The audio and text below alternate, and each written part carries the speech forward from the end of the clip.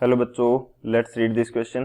The question says an average person needs about 10,000 kilojule energy per day. The amount of glucose molar mass is equal to 180.0 gram per mole needed to meet this energy requirements is dash dash gram.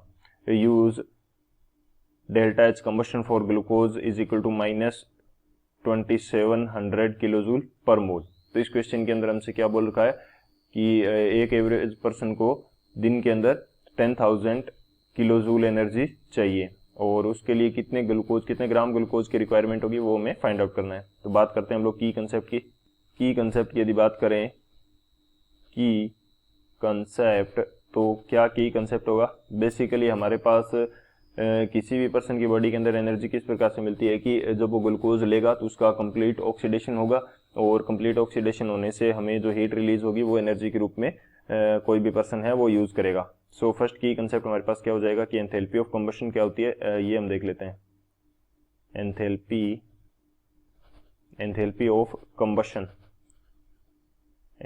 Of combustion ये हमारे पास क्या होगी, ये हमारा first की concept है.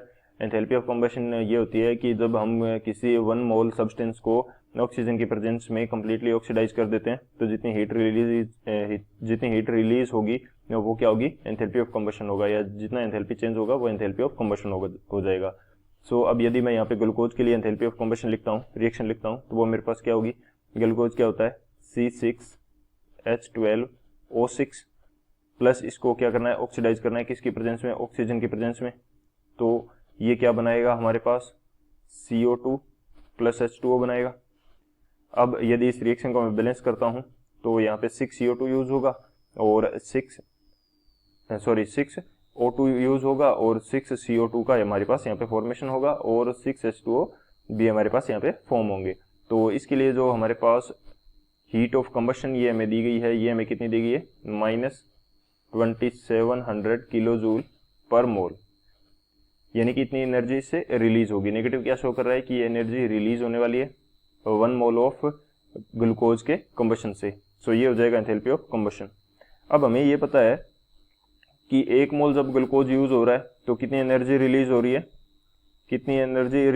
2700 kilojoule. तो यहाँ पे इसको मैं वर्डिंग के अंदर लिख लेता हूँ. जब हमारे पास 1 मोल या कह सकते हैं कि 180 ग्राम जो ग्लूकोज होता है वो कितनी एनर्जी प्रोवाइड करता है, 1 मोल या 180 ग्राम ग्लूकोज ये कितनी एनर्जी प्रोवाइड करेगा, प्रोवाइड्स 2700 किलोजूल पर मोल एनर्जी प्रोवाइड कराएगा. या बोल सकते हैं कि एनर्जी की यदि बात करूं तो कितनी एनर्जी प्रोवाइड करवाएगा, 2700 किलोजूल. तो अब हम क्या find out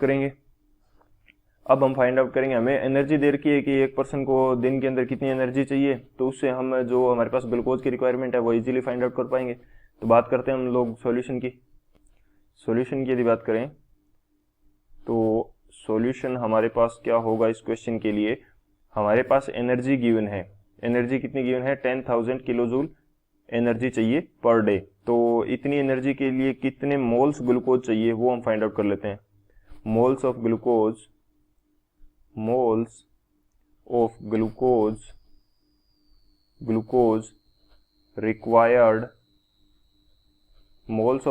required for 10,000 kilojoule energy. 10,000 kilojoule energy के लिए कितने मोल्स रिक्वायर्ड होंगे, तो नंबर ऑफ मोल्स की यदि बात करूं तो एनर्जी की वैल्यू कितनी चाहिए हमें, 10,000 डिवाइडेड बाई 1 मोल से कितनी एनर्जी मिलती है, 2700.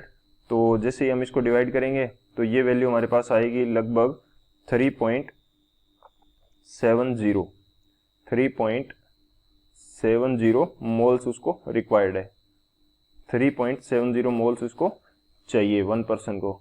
अब 3.70 मोल्स का जो मोलिकुलर वेट है वो हमें मल्टीप्लाई कर देंगे 3.70 के साथ, तो हमें ग्राम्स ऑफ जो ग्लूकोज है वो मिल जाएगा. तो वेट ऑफ ग्लूकोज कितना होगा, वेट ऑफ ग्लूकोज रिक्वायर्ड ये हमारे पास कितना हो जाएगा, तो मैं मल्टीप्लाई कर देता हूँ किसको, 3.70 को मल्टीप्लाई कर देता हूँ उसके मोलिकुलर वेट से, जो कि क्या है 80 ग्राम पर मोल है। तो इसको जैसे हम सोल्व करेंगे तो ये हमारे पास आ जाएगा 666.66 ग्राम, यानी कि 666.66 ग्राम जो ग्लूकोज है वो उसको पर डे के लिए चाहिए 10,000 किलो जूल एनर्जी के लिए।